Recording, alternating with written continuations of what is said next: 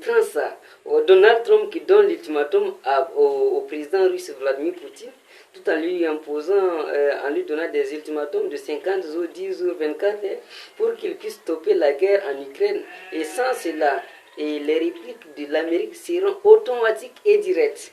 Et maintenant, l'ex-président russe Medvedev, sur son compte X, avait répondu de façon claire au président Donald Trump.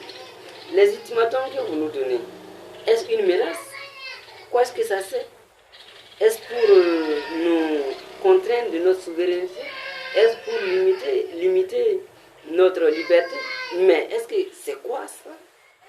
Et maintenant, il avait évoqué alors la question de la main morte, qui est une arme redoutable, crainte par les Occidentaux.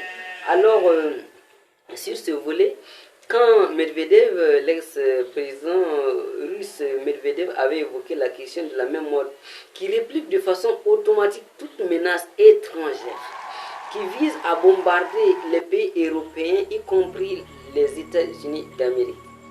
Donald Trump avait eu peur, mais il avait déjà fait bouger deux navires, deux sous-marins nucléaires vers les côtes russes.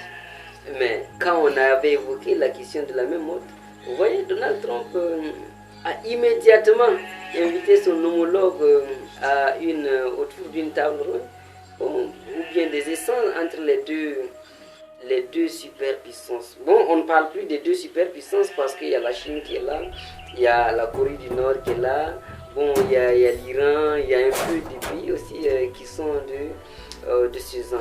Alors, ces deux présidents,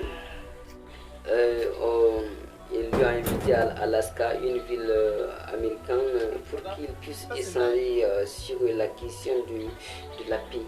Maintenant, est-ce que Vladimir Poutine va honorer l'invitation? Est-ce qu'il va rejeter l'invitation? L'on ne sait pas.